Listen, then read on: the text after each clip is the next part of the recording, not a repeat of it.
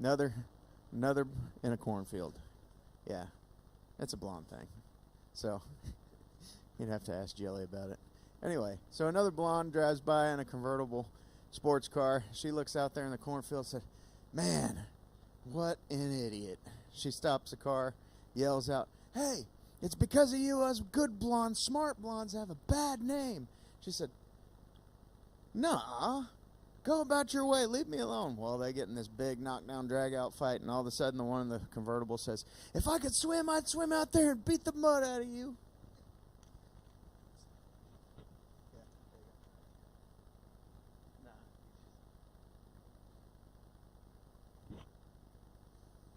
Good morning. Happy Mother's Day. Hope your mother's has been off to a good start. Um, oh man, Gabriel, go back there and get me a pair of scissors. I want to do a little illustration this morning. Before we when we get started here, but before we get started, I want to go over a little bit about what we had been going over and talking about. And what we had been talking about was anxiety. In the spirit,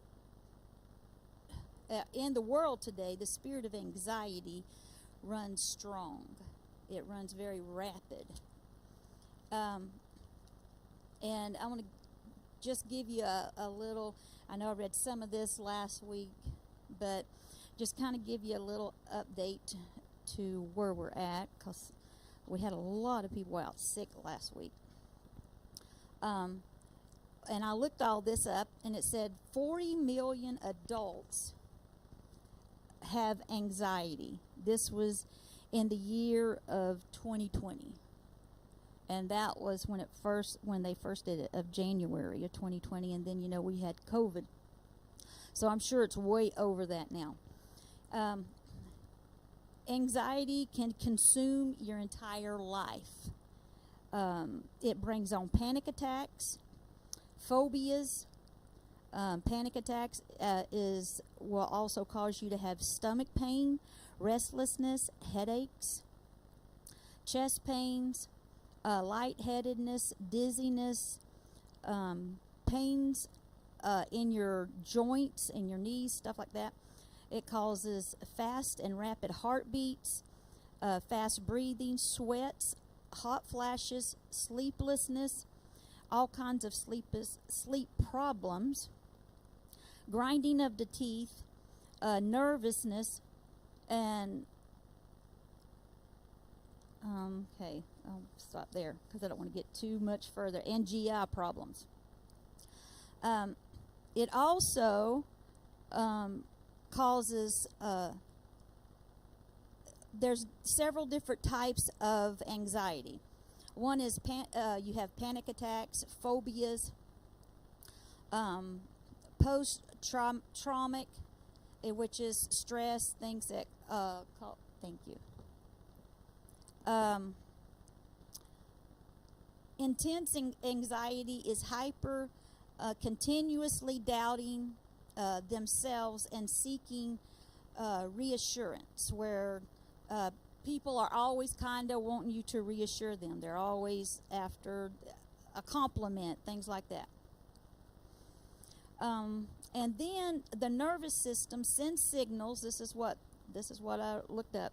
The nervous system sends signals to the brain that you are in danger. Then it communicates with the rest of your body that have to act in survival mode, causing your digestive system to turn off, which I thought this was pretty incredible for anxiety, causing muscle aches and headaches, racing heartbeats, heavy breathing, causing chest pains, causing the heart to work overtime, pumping harder and faster. You take in more oxygen, causing you to breathe heavy as if you were exercising. This causes high blood pressure, dizziness, fainting, sweating, sick feeling, hot flashes. With all these things, It causes people to worry more, and this is what the internet was saying, and make them think that they are having a heart attack or brain tumors. And these are things that was reported to doctors and stuff, that when people went in, they thought they had brain tumors, they thought they was having heart attacks, and all it was anxiety. It causes tiredness to the body, goes into survival mode. And this is their things on how to get rid of it. Get plenty of sleep, exercise, eat healthy, eat 3 meals a day, find a support group or a person to talk to help ease tension. If it does not help, go see a therapist. But I got a better solution than that, and his name's Jesus. These are some of the thoughts of anxiety. It's, I can barely keep up. I will never get through this. This is on the internet. It's all going to fall apart no matter how much I do. I'll never be good enough. I fear I'll fail. And that's the first thing that comes with anxiety, is fear. And Brandon don't know it, but he's going to be my little helper up here. Come on, Brandon. Told him he didn't know it. Anxiety causes a lot of different, and remember how we said spirits are like they have a big family tree. They like to connect to one another. I'll go over some of these real quick. You can sit back down just for a minute. Let me go. I'm going to do this real first. Anxiety causes fear, self-confidence, intimidation, restlessness, sleeplessness, illness, stress, contention, where you're just contentious, you want to argue all the time, panic attacks, high blood pressure,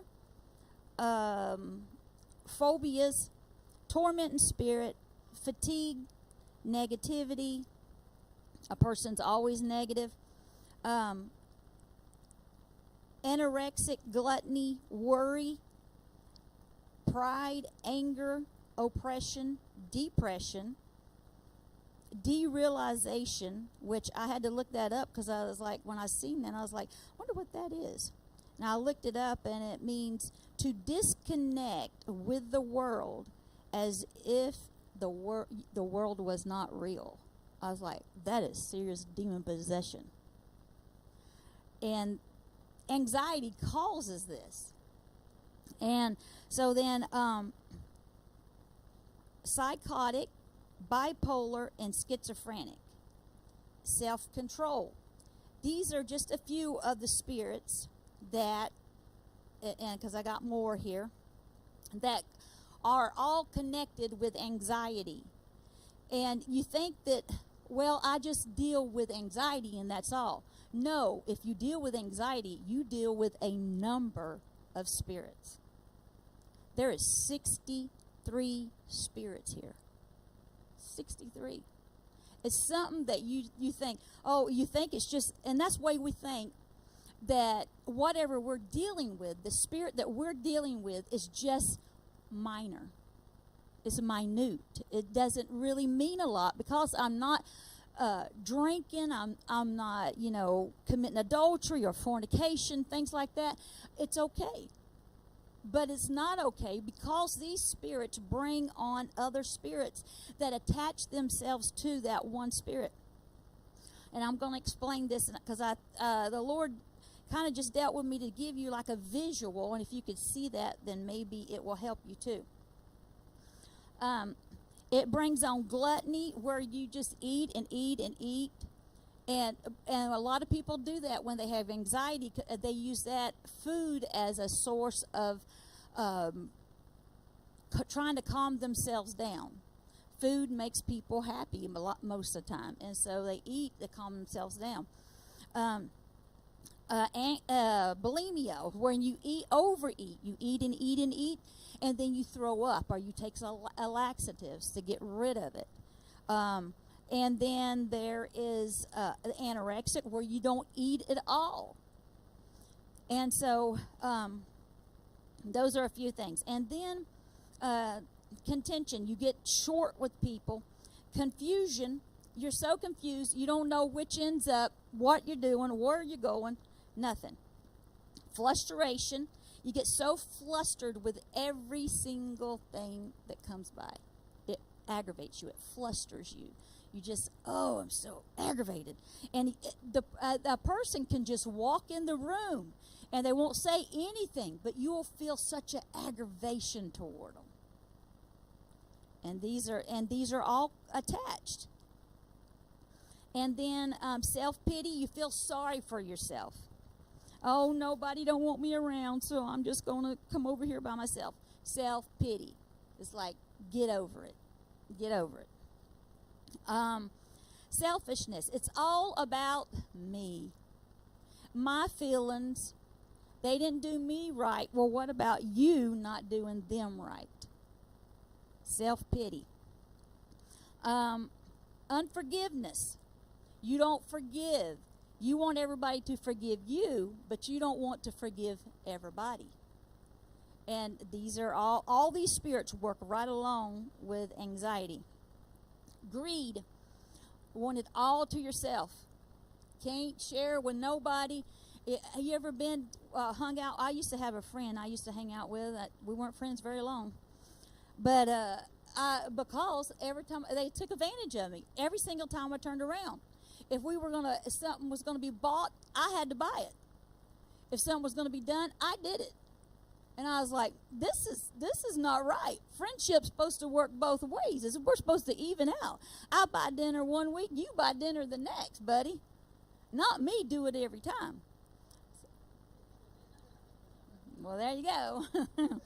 Because it don't work out that way. And so, anyway, selfishness. And this is where a lot of people don't understand this. A religious spirit comes with that. You cannot tell them what they're doing wrong, because they will always come back with something else to where they don't have to take the responsibility for themselves. They push it off on somebody else. It was your fault. No, it was your fault. This used to be real. We used to laugh a lot about this with Jaden. When she has always loved Travis. And and Travis loved her and she was 2 years old when he first started coming around. And so she would be walking along and she would fall. Travis could be from me to him away, and she would get up by the floor and look at him, put her little hands on her hips, and she'd go, "Travis, why you make me fall?" And we'd be like, that's what she'd tell him. What you doing, Travis? And he's like, I ain't even around you. But it was his fault. We laugh about things like that, but when you have grown up, it's something serious. People can't take responsibility for what they did themselves. So it was so-and-so's fault. I wouldn't have did it if they didn't talk me into it. Things like that. A religious spirit. I'm so right, and you're always wrong. A complaining spirit. They always complain. Never are they happy. I don't care what you do. They are always going to complain. I don't care how much money you spend on them, how great it is, they're always going to complain. Deceit, they become very deceitful. They'll lie to you and tell you something totally opposite of the truth because they feel the need to hide things. They don't want people to really know, and they don't want themselves to know themselves. So what they do is they believe a lie. That they're telling themselves. And the Bible speaks of this. You believe a lie and be damned. Well, they are believing their own lie that they tell themselves after a while. Covetousness. They always want what somebody else has. Somebody with anxiety is always looking for something else. But you know why? Because they're looking for a happiness, and they can't find it. And the only way they're going to find that true happiness is to serve God with a whole heart. Not half-hearted, with a whole heart. Completely whole heart. As long as they're half-hearted with God, they'll never find that happiness. The next one is self-responsibility, and that goes right along with what we were just saying. They don't want to take responsibility for themselves. They're so religious that they'll say, no, it's not me. They also will have a controlling spirit. They want to control the whole environment around them. And if they can't control it, then they get very upset. And and then they'll begin to blame. You see how it goes from one spirit to the other. I want to control it. I can't. So now I'm angry. And there's another spirit. And then you got, well, if I can't control it, then I'm going to complain about it. And all these different spirits just keep attaching. There's also helplessness. I can't help myself. Goes right along with self-pity. You got self-pity, you got helplessness and hopelessness. And you feel like you're hopeless, you're helpless. There's no way out. Worthlessness is the same thing. It all works together, but it's a spirit.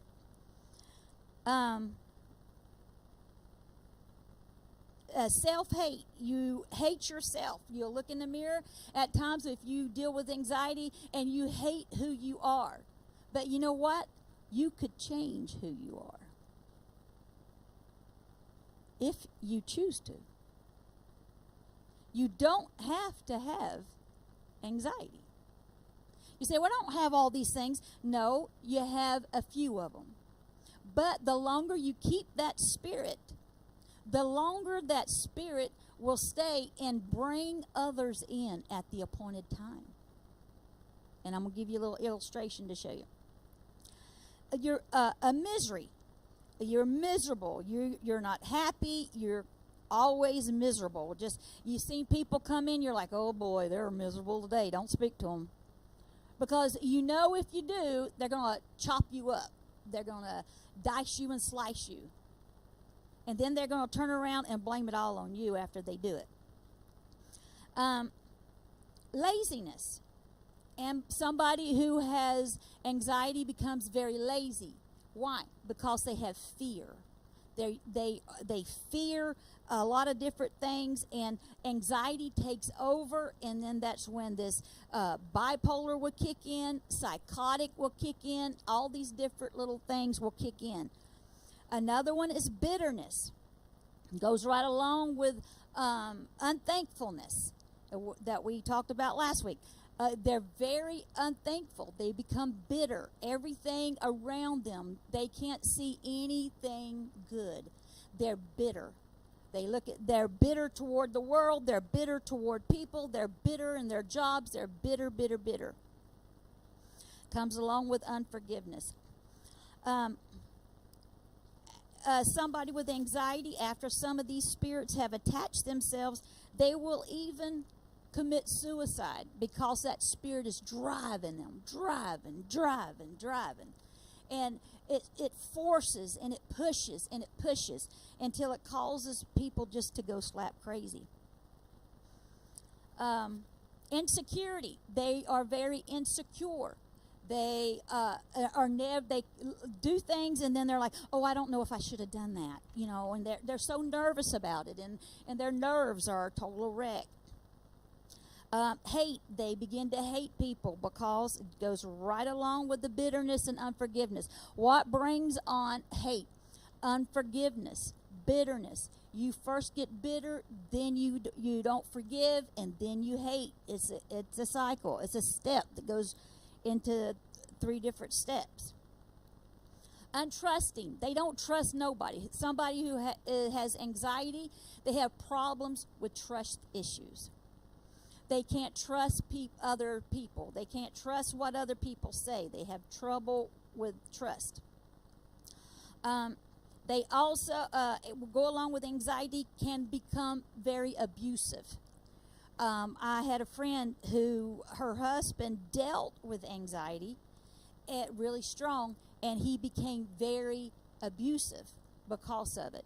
And there is things like there you can be abusive with your tongue, or you can be abusive physically.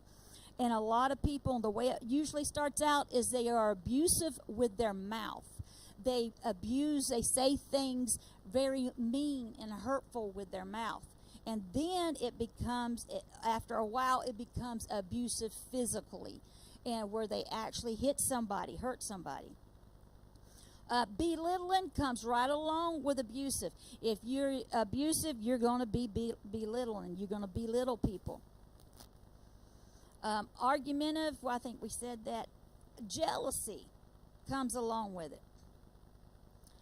Because what happens is somebody who is deals with anxiety, they become very jealous because of, let's say I dealt with anxiety, because I have many years ago when I first married Tom, I dealt with anxiety, so I know what it feels like.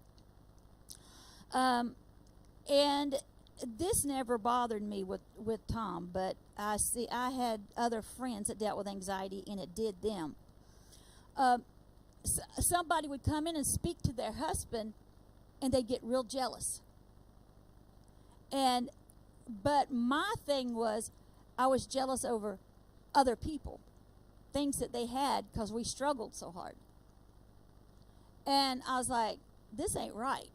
See, and what we have to do is come to a point that we realize what we're doing is not right. And we need some help. We need God to change us. A know-it-all spirit. I know. You go to talk to somebody and tell them something. I know. Well, if you know, why aren't you doing something about it? Don't you want to change? Don't you want to be better? Well, then if you know, then do what you've been told. But people don't like to do that. And I think I said self-righteousness, didn't I? I was trying to keep up, but I don't know if I got them all anyways. But I want to get into this. And come here, Brandon. Now you're going to be my little helper. Here, you can hold this up so everybody can see it. Let me turn here. There we go. Okay. You see, anxiety brings on fear immediately. If you have anxiety, you have a spirit of fear that you're dealing with. Then, anxiety brings on self-confidence. Look, this is anxiety here. Look at this. This is anorexic. These are just a few. I just wrote down a few that I could get on the paper. See how they all line up together? These spirits under fear also are under anorexic.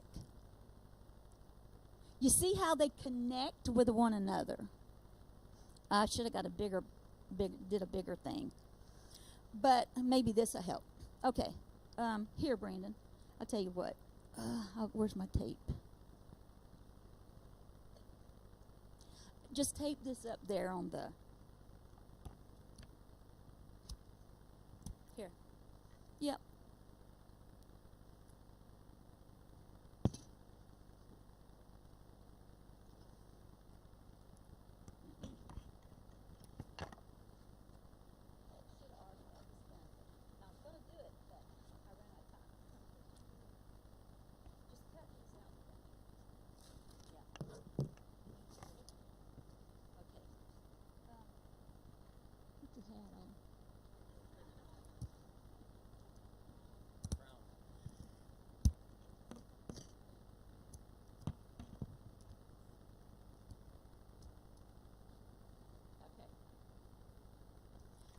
Come here, Brandon. Brandon has become a king's kid. In other words, he's a child of God. He's given his heart to the Lord, and he's a child of God.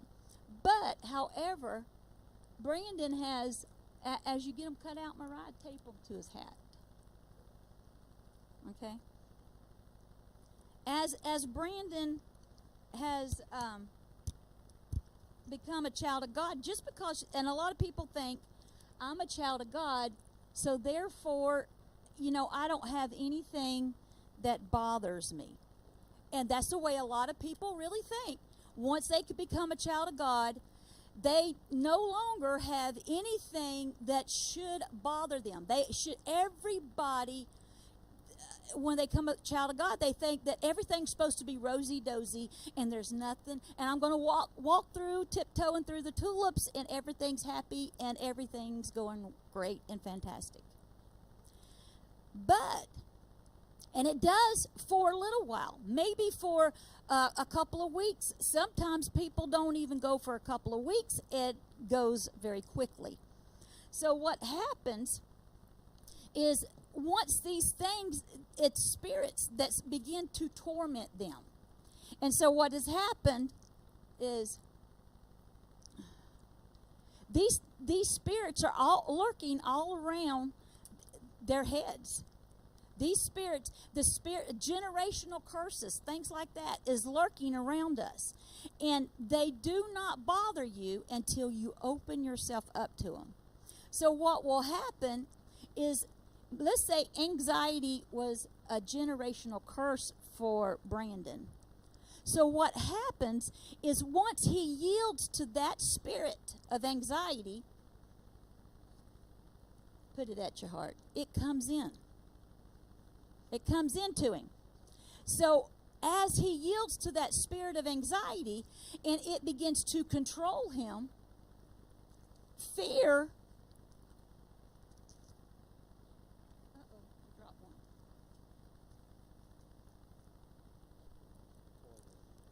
Fear comes in and begins to torment him. And so he becomes very fearful. Where's number 2?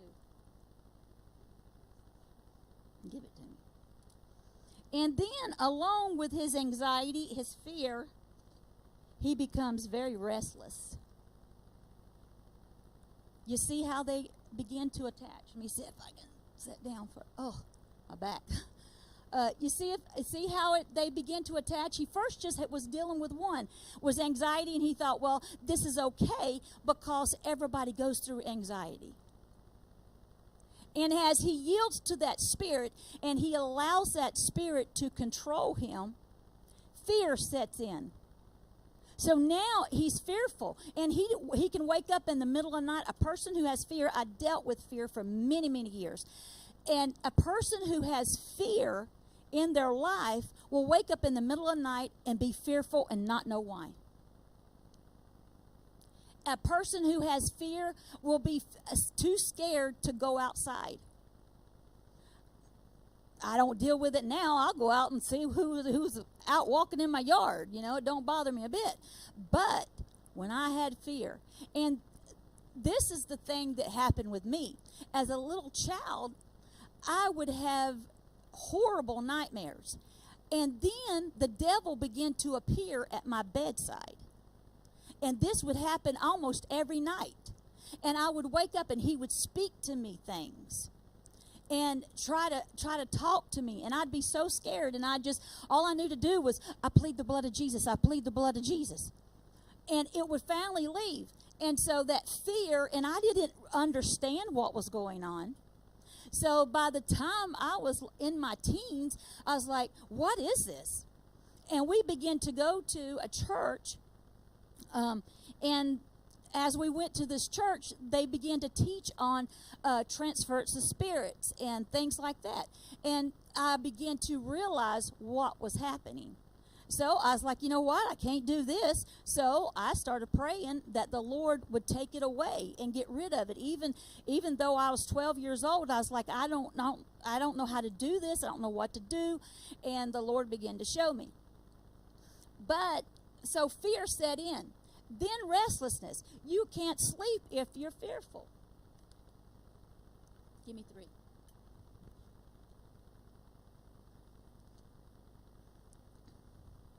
Sleeplessness. I started going through a lot of sleepy nights where I did not sleep at all. I'd get in the classroom and doze off to sleep, and I'd get in trouble. I even had to write, I will not fall asleep in class 500 times, several times, many times.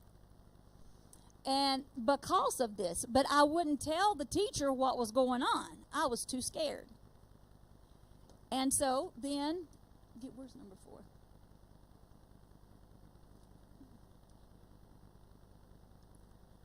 Worry set in. How am I going to keep up with my schoolwork?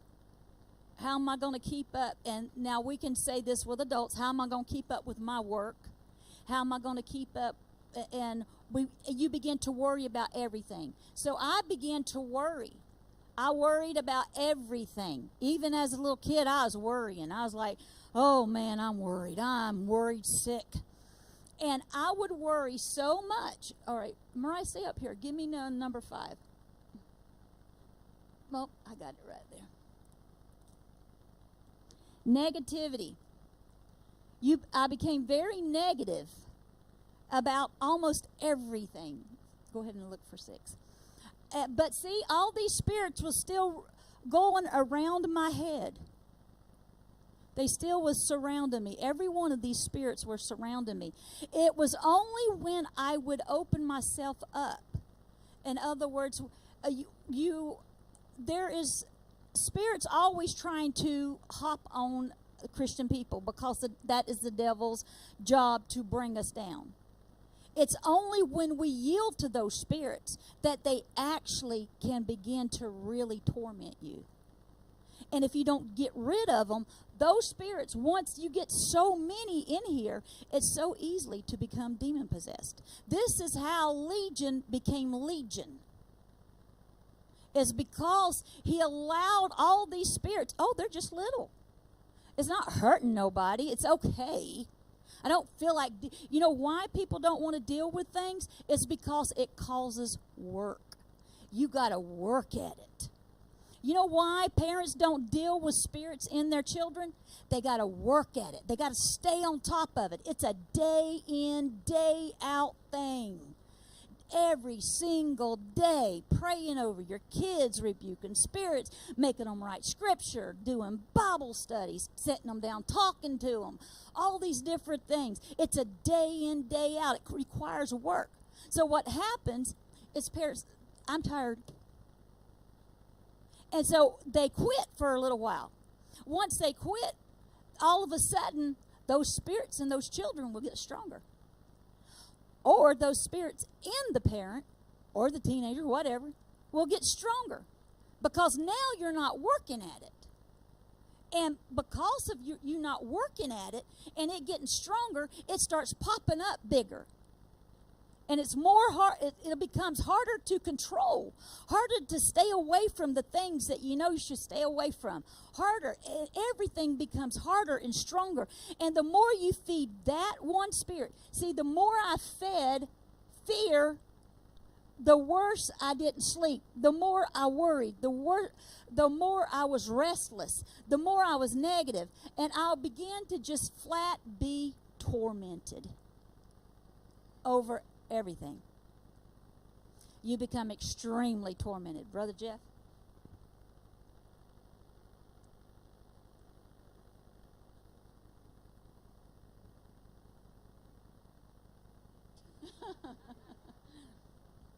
Well,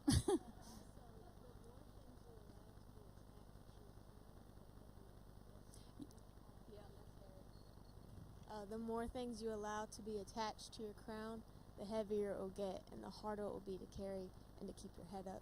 So the harder it will be to serve God and to carry that name of His. and you begin to walk around with your head down. Nobody loves me. There's that self-pity. Self-confidence, I can't do that. I can't read.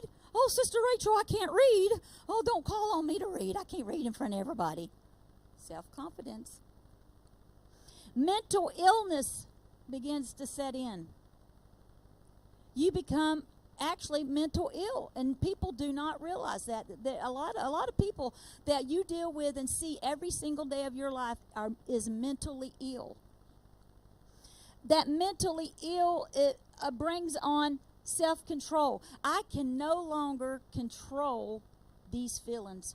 I can't control. Bring them. Come on. That's getting hard for them to see. I cannot control what I'm going through, and so all this mental illness brings on self-control. I can't control my attitude. I can't control what I'm doing. I can't control my behavior. I can't control what comes out of my mouth. It just blurted out, and then we think, oh, that just come out, so that must have been God. No, stupid, it wasn't God. It was your stupid flesh. It wasn't God. They just needed to hear. No, they didn't need to hear that. You just killed your reputation. You just killed all the work you've been trying to do to get people into church. You just ruined it because of it.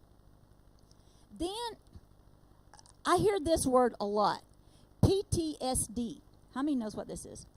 Soldiers have this a lot. Post-traumatic stress disorder. That was one of the things. I don't know if I called it out on there or not. Soldiers come back, they usually, this is what when they come back from war with. Caleb Dunn come back with it. And it's where you are actually in war. Bombs are blowing up all around you. And you get very nervous at all times. Things scare you very quickly, very fast, and you're fast to react. And so that not only are you just fast to react to things, you almost become paranoid. That's exactly what it is. Paranoidal. You're paranoid. You're so scared, which is fear, that something is going to happen. So you're constantly looking for what it is, and you become paranoid. And it can drive a person crazy. Somebody, Cherish.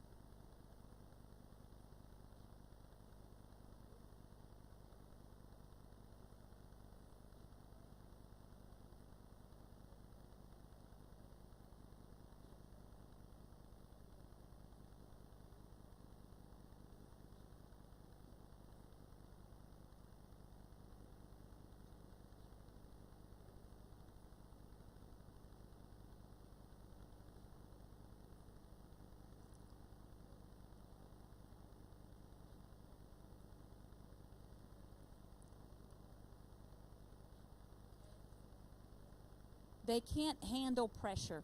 That's the main thing. You cannot handle any kind of pressure. When you are put pressure to them, they begin to fall apart.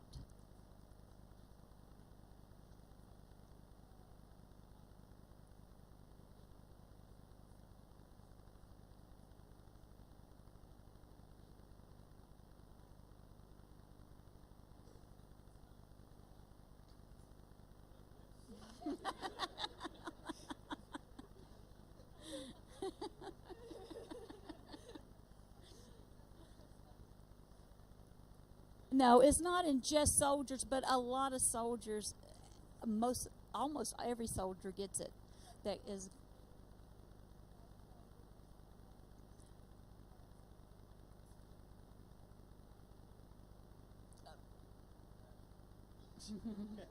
Sister Anita.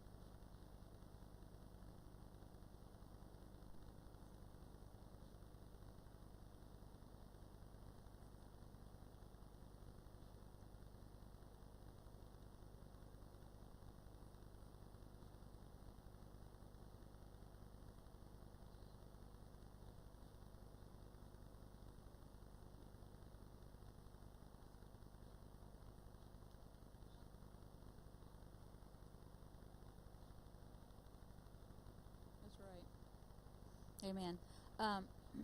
And that's what, when I was reading up on PTSD too, is and a bipolar, which is the next one, paranoidal, all these things, they think they hear things, and it's not there. They think they hear someone walking down the hall, or someone in their house, and they think they see things, and it's not there. And it's kind of, it is sad. It's not kind of, it's sad. Schizophrenic is a lot of it too. We lived side of a lady who was schizophrenic, and I'm telling you what, you could not make that woman happy.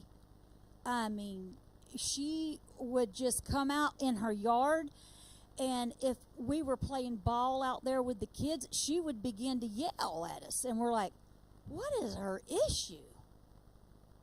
And finally, one day I walked over. I said, listen, you got some major issues, and you need to deal with them, because what me and my kids do in my yard is my business. But she was schizophrenic. And Tom began to tell me, he said, she's schizophrenic. Watch her. We began to watch her, and she was. She was very schizophrenic. So, but I want you to realize something. It was all brought on because of fear. Brought on anxiety, or anxiety brought on fear. And it was all attached to they're all around him, but they do not come in until he opens the door. Once he opens the door, that's when they come in. You say, how does he open the door? He continues to feed anxiety and fear. He continues to feed these spirits. And it causes these others to become stronger, to where they begin to push harder and harder against his mind. And directly he begins to act on them, become them. Prayer life, church life, everything. Psychotic. You become very psychotic. That's all right. Jealousy should have been up here, but he's very jealous. But we did bipolar. So is that all of them? I only had a few more. Oh, anorexic. You don't want to eat? I know. I did that. I'd be so fearful, and things would worry me so bad, I wouldn't eat. And after you begin to do that for a little while, you're opening that door to that spirit. And because of you not eating, that spirit of anorexic sets in. And then your mind begins to tell you, you can't eat or you'll just throw it up. I'm too upset. I'm too shaky inside. These are all things that you start thinking, I can't do it. I just can't. If I do it, I'm going to puke. If I do it, I'm going to throw up. I'm so nervous and shaky inside. Or bulimia. You just overeat. Where's gluttony? Yeah, where's gluttony? Huh? Gluttony. You start eating and you overeat. I had friends that did that. They overeat, trying to eat themselves out of the trouble, the thoughts that they were in, and they eat and eat and eat. And then you got bulimia, where they just would eat and then go throw up, or else take a laxatives to get rid of all the food that they eat. We had this one woman that came to our church in Fort Pierce, and she would eat so much, but then she would go and put her finger down her throat, throw it all up, and then go eat again. And she did it continuously all day long. She would do that. And she would eat to the point she'd say, I feel so sick, and so she'd go throw it up. And bulimia. And so that's what she was dealing with. And it all stemmed from anxiety. And that spirit of anxiety brought on the spirit of bulimia. And with me, was bringing that spirit of anxiety was bringing on the spirit of anorexic. And I just thought, if I eat, I'm going to puke. So I don't want to eat. My insides are shaking too bad. I can't. I'd hold my hand up and it just... And all it was brought on from the spirit of fear and anxiety. We think because we become a Christian, none of this affects us. Not just that, but this front and back page of all these things. And we think that we're just dealing with something that's small and minute. It's okay. And I hate it when I hear people say, they walk around claiming something all the time. If you talk to them, oh, well, I got anxiety, so it gives me an excuse. There's no excuse when you're a child of God for the way you behave. There's no excuse. We should behave like Christians at all times. There's no excuse for us to throw little tantrums. So, big deal, you have one of these spirits, get rid of it. It's a spirit.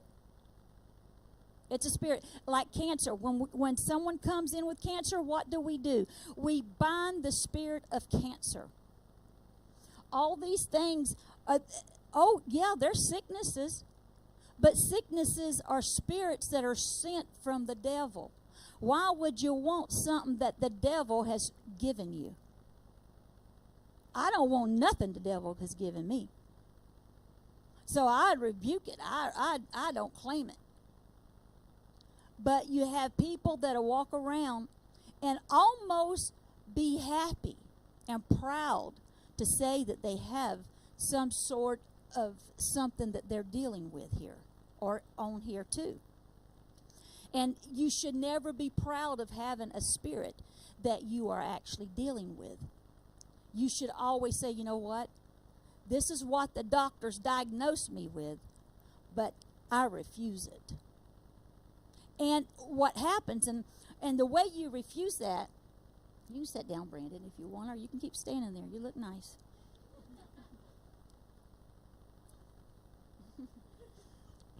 What's the way, make you feel better? Yeah. So everybody can see you.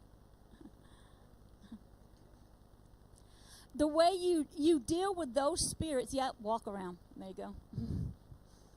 The way you deal with those spirits is not to yield to them. If you know you are dealing with depression or oppression, then you don't yield to that spirit. In other words, you don't give in to it.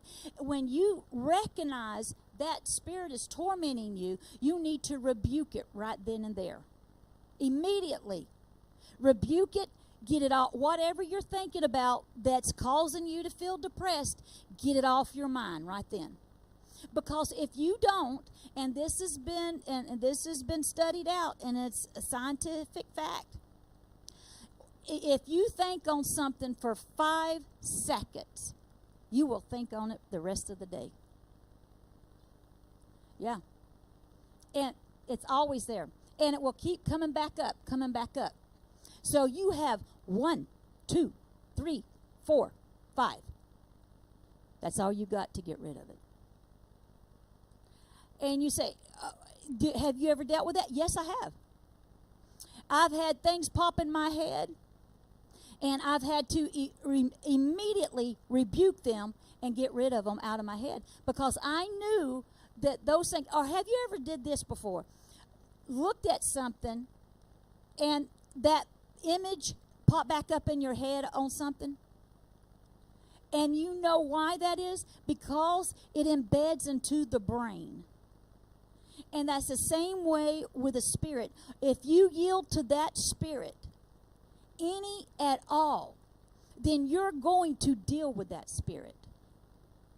And the only way to get rid of it is to resist it. The Bible says, resist the devil and he shall flee from thee. And so if you'll resist the devil In other words, rebuke it. Don't allow him to stay in your mind. Don't allow those thoughts. Don't allow your actions. Don't allow all these different things to come. You say, how do I rebuke it? I rebuke you, devil, in the name of Jesus. It's simple, simple, simple. When this happens to me off and on, not a whole lot, but sometimes. I'll go into a store and I'll hear some old song, some old rock song I used to listen to, or my brother listened to, and then that song will try to play in my head. It makes me so mad. Oh, I'll get so mad. And I'll start singing a praise to the Lord, and then after a little bit, it'll pop back up. And I'm like, okay, I see what's going on here. This is a spirit. Now watch. This is a spirit that's trying to come back in me to cause me to long to listen to this type of music again. Hello. It's a spirit. So what do? I begin to rebuke it. I rebuke you, devil, in the name of Jesus. And I command you to get out of my mind. Take authority over it. You don't play with the spirit. It's not there to play with you. It's not going to play with you. You have to take authority over it and get rid of the thing. And once I do that, then you know what? It's gone. But it takes me getting to a point, even with me putting something else in my mind, it still wasn't enough. It takes me getting to a point, okay, I'm done. If I'm shopping, I got to go to a bathroom to where I can pray. And I have actually just done it in the store. I've been like, I'm tired of this. And I can clear the aisle when I do that. But it doesn't matter. I don't really care. Because the way I look at it is God's holding me accountable for me. And I don't want that trash in me. And I know God is displeased with it being inside of me. Brother Kevin?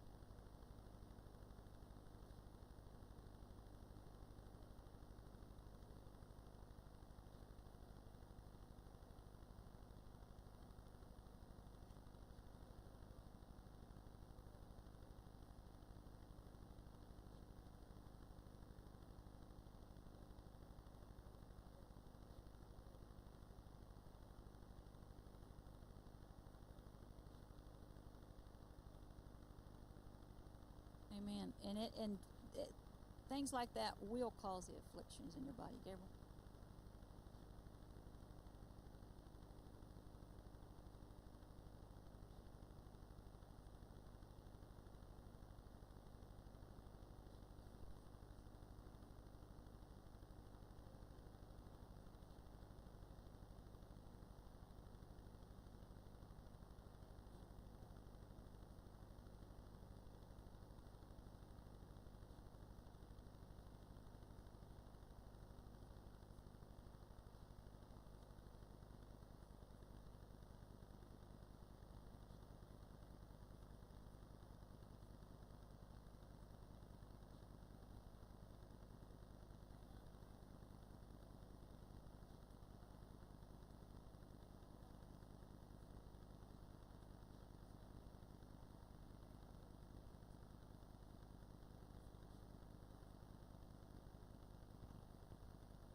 Yeah, and we're going to get into Ephesians next week, and it's going to tell you exactly how to overcome these things.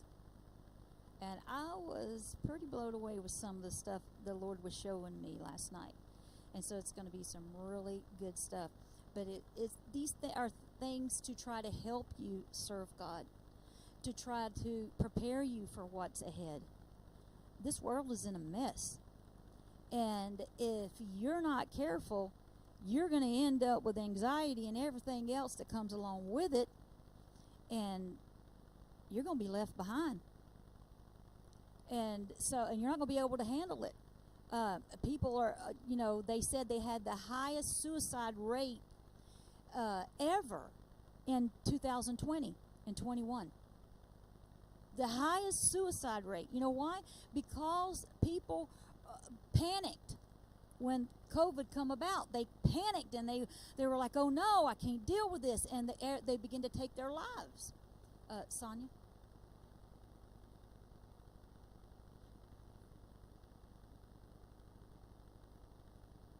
Yes, it is. It leads to, and the doctors are trying to help you, but it leads to, and they give you these medicines, but it also leads you, like she's saying, from one. And I've heard people say this before. I am just gonna smoke a little pot. That's a gateway drug. It opens the door to other drugs.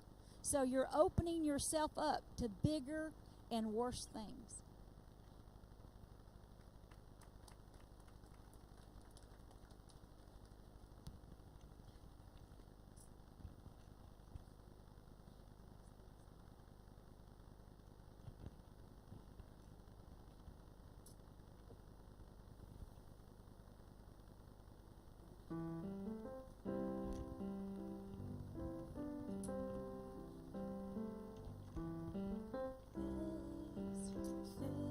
Thanks, I give you thanks for all you've done. I am so blessed, my soul has found rest. Oh Lord, I give you thanks.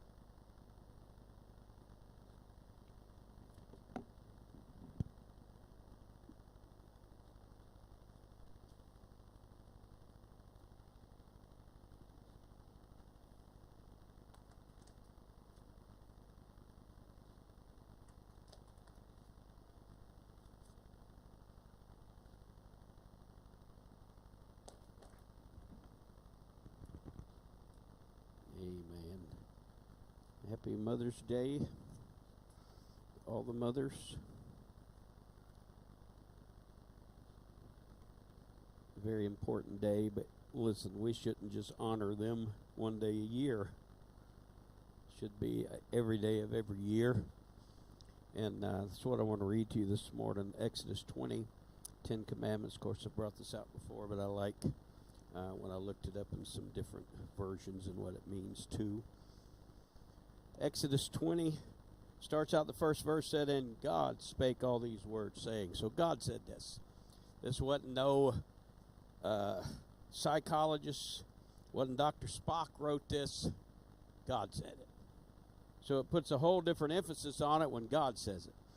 12th verse, he said, honor thy father and thy mother, that thy days may be long upon the land which the Lord thy God giveth thee.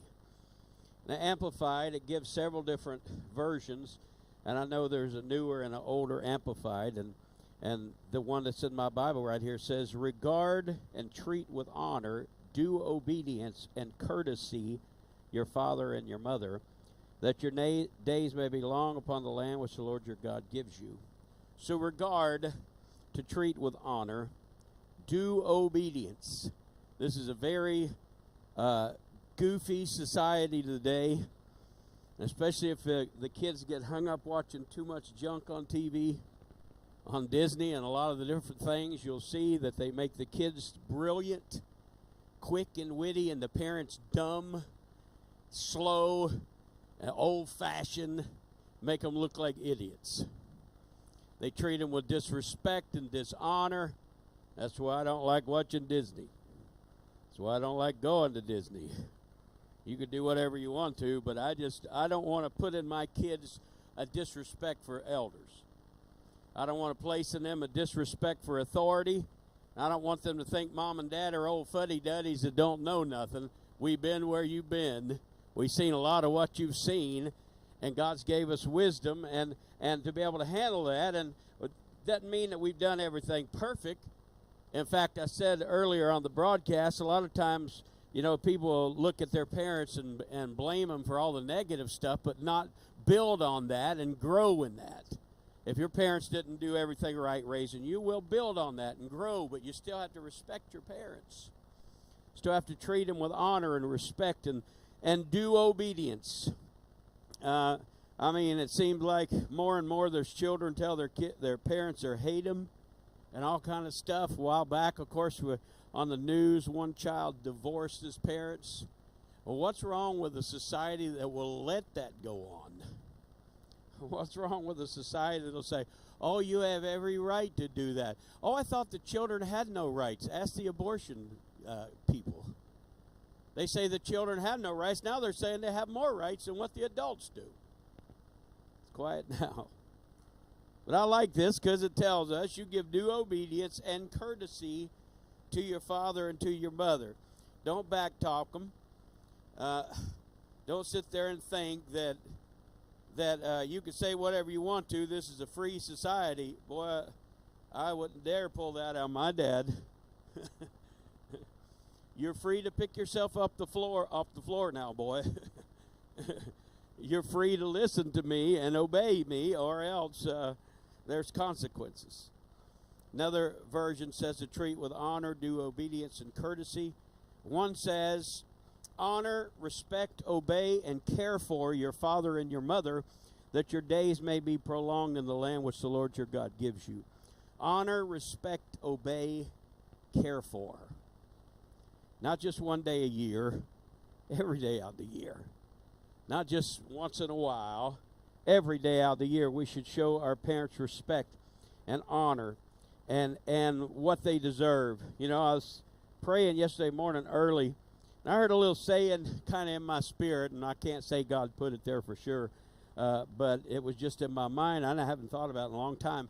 How many remembers a little saying, monkey see, monkey do? It was a popular little saying, so I Googled it to see what it means, because I have to deal with a lot of monkeys sometimes. And it was actually originated in 1800s. I think it was in Britain. And it actually meant a monkey will see another monkey do something, and he'll do it because he's seen another monkey do it, and when he don't even know why he's doing it. Don't have to have an explanation. He don't even have to like what's going on. He just sees another monkey does it, and he does it. Now, that's monkeys, but we're talking about people here. And a lot of times, our children follow our example in so many different things that we do. They're going to follow our lead. And if they see a lack of passion for God in us, they won't have no passion at all for God. If they see a lack of faithfulness in us, they ain't going to have a faithfulness for God. I was taught faithfulness by my mom and dad when I was growing up. We drove 44 miles one way from Fellsmere to Fort Pierce to church. To actually west of Fort Pierce to church. 44 miles one way. I only remember missing one service in all them years. 3 services a day we made that trip. 44 miles one way. And we was faithful doing it. The only service we missed, my school bus got took to jail. And Dad had to come pick me up. And my dad was not happy. He had to miss church because my school bus went to jail. And that's a long story, but we won't go into that right now. But my dad taught me faithfulness. He taught me giving. I watched him many a time when I knew he had to be broke, but he kept giving $100 bills in the offering. I don't know where they come from. I watched him many a time help out people and reach to people. And I watched him many times help out the preachers and do stuff for them, and my mom too. And that example will really go a long ways with a child. Little eyes are watching, little ears are listening in our lives. A little monkey see, monkey do thing is something that applies in every part of our life because they're watching what we do. They're watching how we live. They're watching how we worship. They're watching if we get excited about church or if we get more excited about taking the boat out. They're watching if we get excited about going to church or more excited about going to the mall or to the beach than we do coming to church. So let's remember that little eyes are watching, little ears are listening.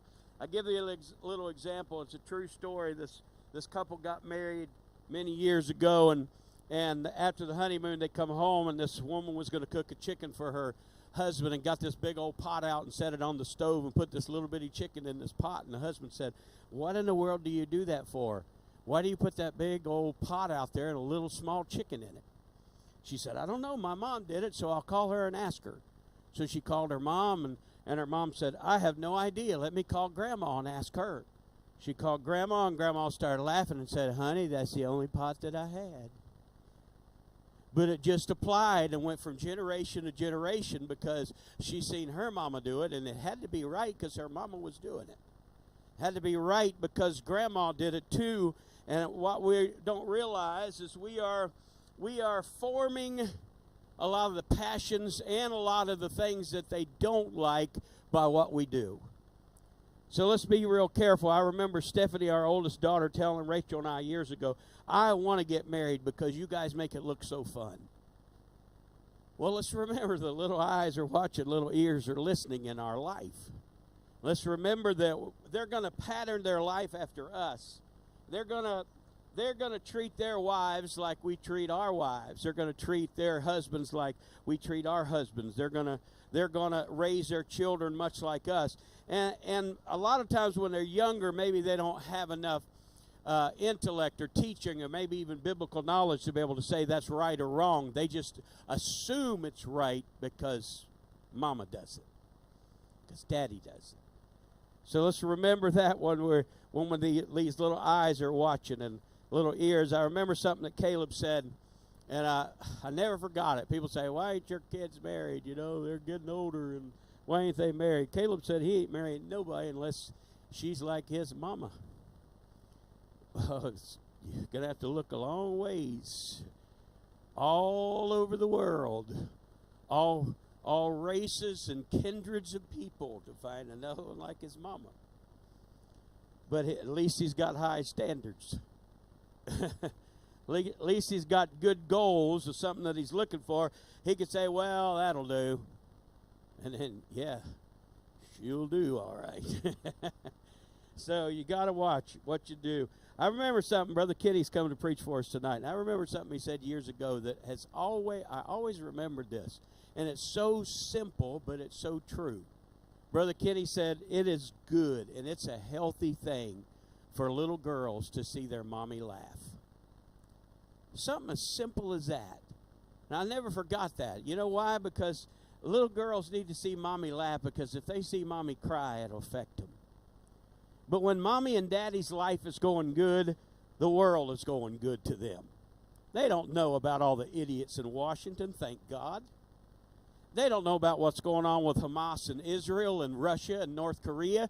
They could care less. When mommy and daddy is happy, their whole world is right. But when mommy and daddy is fighting like crazy and they believe in flying cups and saucers and everything else around their house, their whole world is turned upside down. And the anxiety that was talked about by Sister Rachel in Sunday school this morning, a little child can start fighting that junk because of the environment that's around them. And because of that toxic environment in their life, it'll follow right on through to their life. And I've watched and read and done some different things with psychologists and what they've said too, like Sister Anita had said. And a lot of times if a little girl grows up in a toxic relationship where the mama's being abused, the little girl will be drawn to somebody that will abuse her. And sometimes she'll have 3 or 4 relationships with people, 3 or 4 marriages, and all of them abuse her because she's drawn to that. That's all she ever knows. Let's not let our little ones ever see that or experience that in our homes. Let's realize they're watching, they're listening. They are watching very close. And that little girl, I study people, not in a weird, crazy way, but I watch people. I like going to the mall and sitting down and watching a mom and a dad come down the mall, and I'm like, I can tell that's their kids. They'll walk the same, look the same, built the same, everything. So I kind of study people. I was watching Elisha a couple of months ago. He is as afraid of his mama as he would be Hitler. I mean, he is scared to death of his mama because that's his disciplinary most of the time. But yet when his mama walks into the room, you see love come over his face too. And you see how there ain't nobody on the planet he loves more than his mama. Same thing with Judah. Judah could be fussing and crying, and here comes his mama, and his eyes are glued to her. Ma, ma, ma, ma, ma, ma. That bond between a baby and a mother is an amazing thing to me. It's an amazing thing. Rachel said she used to wake up so many times when Joshua was just a little bitty thing. She'd just wake up kind of an odd feeling, and Joshua would be standing at the bed staring at her, and he'd say, "Woo pooty, mama, woo pooty." And that bond is amazing. Now, us dads have amazing things in our life, and that'll be in about a month when we have Father's Day. There's some amazing things, but there ain't nothing more amazing to me than the bond between a baby and a mama. And it's something that God put there. And that mama is so instrumental in that baby and what it believes and how it's going to be raised up and everything. And so instrumental in what it's going to do in its life. So that's why it needs to be instilled in them to pray, to go to church, to live right, to treat people good. To not just be a Christian on paper, but to be a Christian in life. And it's so much a part of our life. And just treat and honor today and every day with courtesy, with respect, with obedience. Realize that parent is a gift from God. A little mom is a gift from God. And don't mistreat her. I don't know how many times Rachel and I have had other kids tell us, "I wish you was my parents." And we just try to treat kids good. I had a dad get so mad at me a couple years ago that he wanted to fight because his son was coming to our house so much and doing so much with us. And I told him, I didn't tell him to do that. I just treated the boy good, and that's what he was starving for. Starving for just some affection and attention and some godly advice and a godly example in their life. Well, these mothers in this church, we thank God for every one of them. We thank God that you're in church this morning. We thank God for every single one of you. And we want you to realize that it's an incredible task. You have to raise godly kids in an ungodly world. in an ungodly society with an ungodly president and Congress. You've got to raise godly kids, and that's a task. But you got a Heavenly Father that's there to help you with that task. We're going to do things different this morning. We're not going to ask you to say anything about your mother. We're going to ask the mothers